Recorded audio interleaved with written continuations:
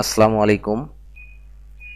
Conditional formatting এর পর্যায়ে কথা বলবো ডাটাবার্স, কালার স্কেলস এই দুটি কমান্ড নিয়ে। এই দুটি কমান্ড কিভাবে ব্যবহার হয় এটি দেখার জন্য প্রথমেই আমি ডিভিশনাল সেলস সামারি যে লেখাটি আছে এটিকে আমি ডিলিট করে দিয়ে নেই। এটি ডিলিট করে দিই। ডিলিট করে দেওয়ার পরে আমরা এর উপরে যেমন আমরা এখানে দুইটি মাত্র রো দেখতে পাচ্ছি, এখানে কিছু রো বাড়িয়ে নেই। রো বাড়ানোর জন্য এই দুটি রোকে সিলেক্ট করে আমরা যদি এখানে মাউসের রাইট বাটন ক্লিক করি তাহলে এখানে দেখতে পাচ্ছি ইনসার্ট নামে একটি অপশন আছে। ইনসার্টে যদি আমরা ক্লিক করি তাহলে কিন্তু রো দুটি বেড়ে যাবে। এভাবে আমরা আমাদের প্রয়োজন মতো, পছন্দ মতো আমরা কিন্তু এখানে রো যতবারই এখানে দেব দুইটি করে রো, যেহেতু দুইটি রো সিলেক্ট করা আছে আমাদের কিন্তু দুইটি করে রো এখানে কিন্তু বাড়বে। তো আমরা এরকম রো গুলো বাড়িয়ে নিতে পারি। এটি যেহেতু বার নিয়ে, ডাটা বার নিয়ে আলোচনা, আমরা ডাটাগুলো কিভাবে একটি বার আকারে দেখাতে পারি সেটি কিন্তু দেখানোর জন্য আমি জাস্ট এটি করতেছি, এটি জাস্ট বোঝানোর জন্য। এবং আমি প্রত্যেকটি আলোচনায় চেষ্টা করেছি এটি প্রজেক্ট ভিত্তিক আলোচনা করার জন্য, যাতে আমরা পরবর্তী অ্যাডভান্স লেভেলে গিয়ে যখন কোনো এক্সেল ডাটাবেজ নিয়ে কাজ করব তখন যেন এই প্রজেক্টের কথাগুলো মনে রেখে আমরা ভালো ভালো প্রজেক্ট, দৃষ্টিনন্দন প্রজেক্ট যেন আমরা উপস্থাপন করতে পারি। সেজন্য আমরা কিন্তু এখানে শুরু থেকেই আমি চেষ্টা করেছি প্রত্যেকটি আলোচনাকে একটা প্রজেক্ট ভিত্তিক রূপ দেওয়ার জন্য। তো এখানে আমি একটা প্রজেক্ট দেখাচ্ছি, যেমন রংপুর, কুড়িগ্রাম, লালমনিরহাট, এভাবে এখানে কিন্তু 8টি ডিস্ট্রিক্টের নাম এখানে দেওয়া আছে। এটিকে আমরা যদি কপি করি, কপি করার জন্য কিবোর্ড থেকে Ctrl+C প্রেস করলে কপি হবে, অথবা মাউসের রাইট বাটন ক্লিক করে আমরা এখানে যদি কপি ক্লিক করি তাহলে কিন্তু এটি কপি হয়ে যাবে।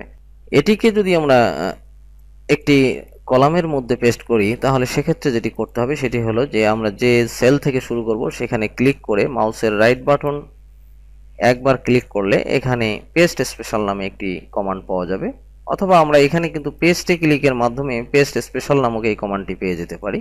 তো আমরা এইভাবে মাউসের রাইট বাটন ক্লিক করে পেস্ট স্পেশাল ক্লিক করার সাথে সাথে এরকম একটি আলাদা একটি এরকম ডায়লগ বক্স আসবে। ডায়লগ বক্সটি আসার সাথে সাথেই আমরা এখানে দেখতে পাচ্ছি ট্রান্সপোজ নামে একটি অপশন আছে। এটিতে যদি টিক মার্ক দিয়ে আমরা ওকে করি তাহলে সেক্ষেত্রে কিন্তু আমরা এখানে একটি কলামের ভিতরে যে সেলের মধ্যে পর্যায়ক্রমে কিন্তু আমরা এই 8টি ডিস্ট্রিক্টের নাম এখানে পেস্ট করতে পেরেছি। এ ব্যাপারে আমি অবশ্য লেসন 3-তে সম্ভবত বিস্তারিত আলোচনা হয়েছে, আপনারা দেখে নিতে পারেন যদি না দেখে থাকেন। তো এখানে আমরা কিন্তু 8টা ডিস্ট্রিক্টের নাম লিখতে পেরেছি, সুন্দরভাবে পেস্ট করতে পেরেছি। তো এখন আমি ডাটা বার যেহেতু কথা বলবো তাহলে এখানে আমরা এই সেলগুলোকে একটু মার্জ করে নেই, একত্রিত করে নেই এই সেলগুলোকে। এটি বোঝার জন্য, এটি আসলে সবসময় যে করতে হবে তা না, আমি জাস্ট সুন্দরভাবে দেখানোর জন্য এই রোয়ে যে সেলগুলো আছে আমি সিলেক্ট করেছি যে অংশটুকু, এর মধ্যে যে সেলগুলো আছে এটিকে আমি মার্জ করে নেব। মার্জ করার জন্য মার্জ অ্যান্ড সেন্টার ক্লিক করলে এটি কিন্তু মার্জ হয়ে যাচ্ছে, এটি পুরোটা একটি সেলে রূপান্তরিত হয়েছে। এভাবে আমি কিন্তু এই 8টি ডিস্ট্রিক্টেরই প্রত্যেকটি সেলগুলোকে আমি এইরকম ভাবে মার্জ করতে চাই। এরকম করতে চাইলে আমি এই ব্যাপারে কথা বলেছি যে আমরা যদি ফরম্যাট পেইন্টার ক্লিকের মাধ্যমে এই পুরো অংশটাকে আমরা যদি সিলেক্ট করে দেই তাহলে আমরা দেখতে পাচ্ছি যে প্রত্যেকটি রোয়ে কিন্তু সব সেলগুলো, আমাদের প্রয়োজন মতো সেলগুলো কিন্তু এখানে মার্জ হয়েছে, একত্রিত হয়েছে। তাহলে আমরা এখানে রংপুর, কুড়িগ্রাম, এখানে আমরা কিন্তু এই বারগুলো শো করাতে চাই, ডাটা বারগুলো। কন্ডিশনাল ফরম্যাটিং এর আন্ডারে যে আলোচনাটা করতে চাচ্ছি সেটি হচ্ছে ডাটা বার নিয়ে। তো এখন আমরা এখানে যে যোগফল আছে, যেমন এই রংপুরের আন্ডারে যে এই সেলগুলোতে যে অ্যামাউন্টগুলো আছে, বিক্রয়ের অ্যামাউন্টগুলো আমরা লিখে একটু ডেমো যে চার্ট করেছি সেখানে যা লিখেছি এগুলোর যোগফল আমরা এখানে দেখতে পাচ্ছি যে এখানে আমাদের স্ট্যাটাস বারে দেখাচ্ছে 7,76,517। এটি আমরা এখানে লিখে দিতে পারি যে এটি যোগফল 7,76,517। আমরা কিন্তু এটি এভাবে লিখে দিতে পারি ম্যানুয়ালি, কিন্তু প্রবলেম হলো যে এটি লেখার পরে যদি এমন হয় যে না এটি 17,050 আছে, এটি 17,000 না, এটি হবে 20,000, তাহলে সেক্ষেত্রে কিন্তু এই যোগফলটি চেঞ্জ হচ্ছে না, আমরা যেটি লিখেছি সেটিই থাকতেছে। তো আমরা যেটি চাচ্ছি সেটি হলো যে এখানে চেঞ্জ করলে সঙ্গে সঙ্গে যেন এই এখানকার যে বিক্রয়ের যে টোটাল অ্যামাউন্ট যেটি আছে সেটিও যেন পরিবর্তিত হয়। তো সেটি পরিবর্তিত হওয়ার জন্য আমাদের সূত্র প্রয়োগ করতে হবে। আমরা পূর্বের অবস্থায় এখানে 20,000 যেটি লিখেছি এটি পূর্বের অবস্থায় আমরা ফিরে যাই 17,050 এবং আমরা এই লেখাটিকেও ডিলিট করে দেই, দিয়ে আমরা একটি ফর্মুলা এখানে ইউজ করব। যদিও আমি এখনো ফর্মুলা নিয়ে যে আলোচনা সেখানে আমি যাইনি, কিন্তু এখানে যেহেতু আমি ডাটাবেজ নিয়ে কথা বলবো কন্ডিশনাল ফরম্যাটিং এর আন্ডারে আমি যেহেতু ডাটা বার্স নিয়ে কথা বলবো, এই ডাটা বার্সগুলো কিভাবে কাজ করে সেটি দেখার জন্য মূলত আমি এখানে একটা সংক্ষিপ্ত ফর্মুলা আমাকে আলোচনা করতেই হবে। সেটি হচ্ছে যে আমরা যদি এইগুলোর যোগফল, এই পুরো অংশটার যোগফল অটোমেটিক্যালি এখানে শো করাতে চাই, সেক্ষেত্রে আমাদের একটি ফর্মুলা ইউজ করতে হবে। ফর্মুলাটি হচ্ছে, আমরা যে কোনো ফর্মুলা লিখতে গেলে, এক্সেলে যে কোনো ফর্মুলা লিখতে গেলে আমাদের কিন্তু সমান সমান চিহ্ন দিয়ে শুরু করতে হবে। আমরা শুরুতেই সমান সমান দিয়ে নিলাম। সমান সমান দেওয়ার পরে আমরা লিখব সাম, SUM লিখে আমরা ফার্স্ট ব্র্যাকেট শুরু করব। ফার্স্ট ব্র্যাকেট শুরু করার সাথে সাথে এখানে নাম্বার 1 দেখাচ্ছে, আমরা এই শুরু থেকে শেষ পর্যন্ত যোগ করব। এই জন্য শুরুর যে সেলটি আছে এই সেলটির নাম্বার আমরা লিখে দিতে পারি, যেমন আমরা লিখে দিতে পারি E13, এখানে কিন্তু আমরা E13 লিখে দিতে পারি। এখানে যদি আমরা E13 লিখে দেই, E13 দিয়ে আমরা যদি ক্লোন দেই, ক্লোন দেওয়ার পর এটির লাস্ট যে সেলটি আছে, এই সেলটি লাস্ট সেলটি হচ্ছে E32, আমরা যদি এখানে E32 লিখে দেই, E32 লিখে যদি আমরা ব্র্যাকেট ক্লোজ করে এন্টার প্রেস করি, তাহলে আমরা দেখতে পাচ্ছি আমাদের কিন্তু যোগফলটি এখানে শো করাচ্ছে 7,76,517। তাহলে আমরা এটি সহজ যোগফল বের করলাম এ কারণে যে আমরা যদি এখন এখানে এই 17,050 বা যে কোনো লেখা আমরা যদি চেঞ্জ করে দিই, যেমন এই 17,050কে আমরা যদি এখন 20,000 করে দেই, দিয়ে যদি আমরা এন্টার প্রেস করি, তাহলে সঙ্গে সঙ্গে আমরা দেখতে পাচ্ছি এখানকার কিন্তু যোগফলটিও পরিবর্তিত হয়েছে। তাহলে এটি আমরা পূর্বের অবস্থায় আবার নিয়ে যাই এটি বোঝার জন্য। এবং এখানে কুড়িগ্রামের আন্ডারে আমরা যেহেতু একটি ফর্মুলা এখানে ইউজ করেছি, একই ফর্মুলা এখানে ইউজ করব। প্রথমে সমান সমান ইজ ইকুয়াল টু যে চিহ্নটি সেটি আমরা বসাই নিব, নিয়ে আমরা SUM সাম লিখে ব্র্যাকেট স্টার্ট করব। পরে কুড়িগ্রামের ক্ষেত্রে আমরা শুরু থেকে আমরা এবার সেল না লিখে যদি সোজা এরকম ড্রাগ করে নিচের দিকে নামিয়ে নেই, যত দূর যোগ করতে হবে নামিয়ে নিয়ে যদি ছেড়ে দেই, তাহলে ছেড়ে দেওয়ার পরে আমরা দেখতে পাচ্ছি এখানে কিন্তু অলরেডি এটি কিন্তু লেখা হয়ে গেছে F13:F32, যেহেতু আমরা এত দূর সিলেক্ট করেছি। করার পরে আমরা যদি ব্র্যাকেটটি ক্লোজ করে দিই, দিয়ে যদি এন্টার প্রেস করি, তাহলে সেক্ষেত্রে আমরা কিন্তু এই সেলগুলোর মধ্যে যা সংখ্যাগুলো আছে সেটির যোগফল কিন্তু আমরা এখানে দেখতে পাচ্ছি। আমরা যদি এখানে কোনো সংখ্যা পরিবর্তন করে নেই, সেটির যোগফল যত দাঁড়াবে সেটি কিন্তু অটোমেটিক্যালি এখানে আমাদের কিন্তু পরিবর্তিত হবে। একইভাবে তৃতীয় যে সেলটি, সেখানেও আমরা ইজ ইকুয়াল টু দিয়ে আমরা লিখব SUM লিখে ব্র্যাকেট স্টার্ট করব। করে এটি যেহেতু লালমনিরহাট, আমরা লালমনিরহাটের সব যে সেলগুলোকে আমরা যোগ করতে চাই সেই সেলগুলোকে এভাবে ড্রাগ করে আমরা সিলেক্ট করে নিব, নিয়ে আমরা ছেড়ে দিয়ে যদি এখানে আমরা ব্র্যাকেট দিয়ে নিই, দিয়ে যদি আমরা ব্র্যাকেট ক্লোজ করে দিয়ে যদি আমরা এন্টার প্রেস করি, তাহলে এখানে কিন্তু যোগফলটি পেয়ে যাব। ঠিক একইভাবে আবারও বারবার বলতেছি এই কারণে যে আপনাদের এটা থেকে আরও বেশি বুঝতে সুবিধা হবে। এখানে গাইবান্ধা থেকেও কিন্তু আমরা একইভাবে এইভাবে ড্রাগ করে নিয়ে আমরা কিন্তু শেষ পর্যন্ত নিয়ে এখানে যদি ব্র্যাকেট ক্লোজ করে দিয়ে এন্টার প্রেস করি, তাহলে আমরা যোগফল পেয়ে যাচ্ছি। দিনাজপুরের ক্ষেত্রেও একই লিখে আমরা এই পুরো অংশটাকে সিলেক্ট করে দিব যত দূর আমরা যোগ করতে চাই, দিয়ে যদি আমরা ব্র্যাকেট ক্লোজ করে এন্টার প্রেস করি, সেক্ষেত্রে কিন্তু আমাদের যোগফল পেয়ে যাচ্ছি। একইভাবে পঞ্চগড়ের ক্ষেত্রে আমরা কিন্তু এটিকে যোগ করে নিচ্ছি।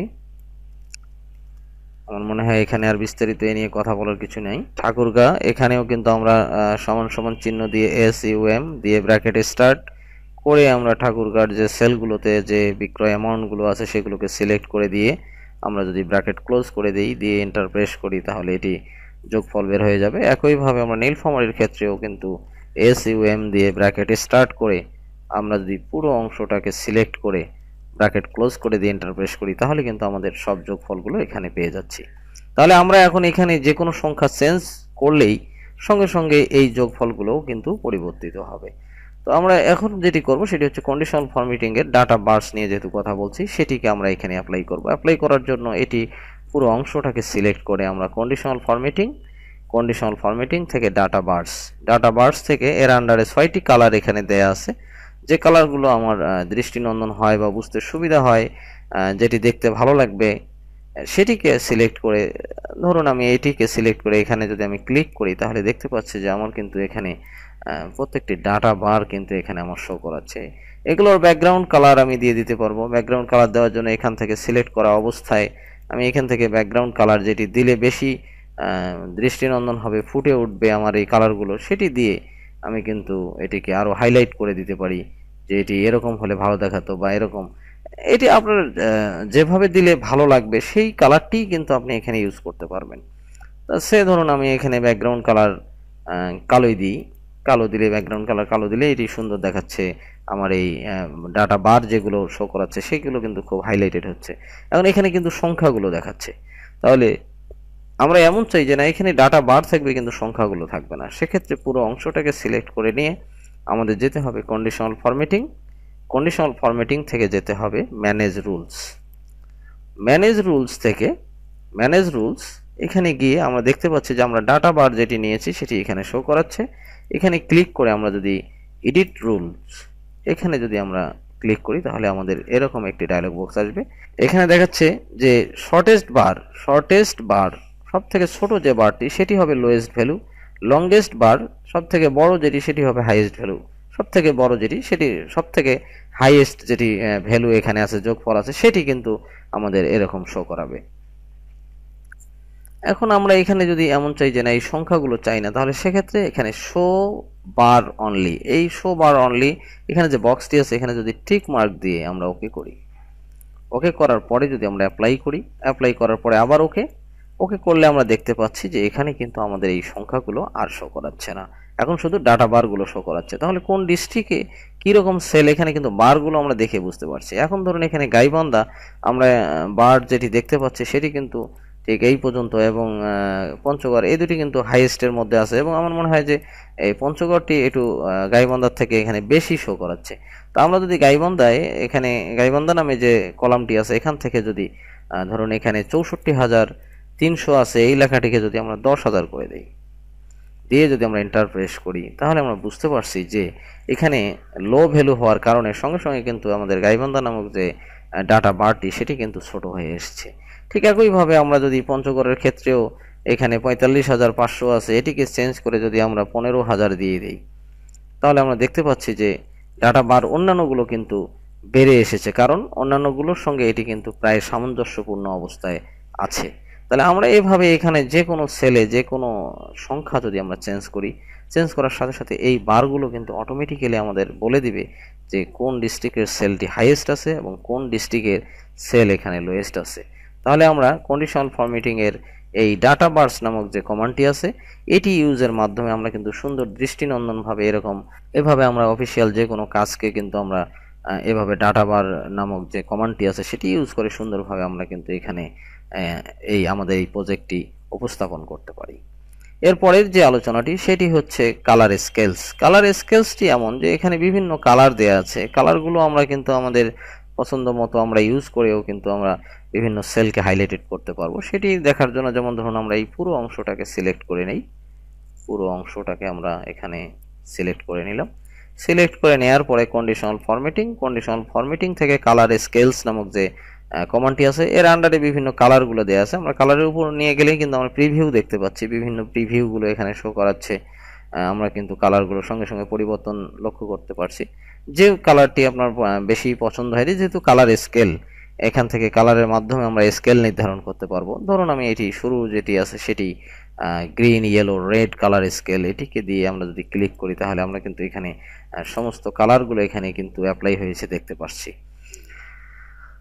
তো এখানে যে কালারগুলো অ্যাপ্লাই হয়েছে এটিকেও আমরা ম্যানেজ করতে পারি। এটি পুরোটাকে সিলেক্ট করে আমরা যদি কন্ডিশনাল ফরম্যাটিং এর আন্ডারে ম্যানেজ রুলস নামক অপশনে ক্লিক করলে আমরা যে ডায়লগ বক্স পাবো এখানে আমরা দেখতে পাচ্ছি যে এটি কালার, এই যে এখানে গ্রেডেড কালার স্কেলস লেখা আছে এটিকে ক্লিক করে আমরা যদি এডিট রুলে যাই, এডিট রুল থেকে এখানে দেখাচ্ছে মিনিমাম লোয়েস্ট ভ্যালু যদি হয় তাহলে এই কালারটি থাকবে, সব থেকে ছোট ভ্যালুগুলো এই কালারগুলো থাকবে। মিড পয়েন্ট মাঝামাঝি যেগুলো 50%-এর মতো সেগুলোকে আমরা এরকম ইয়েলো কালার দেখিয়ে দিয়েছি।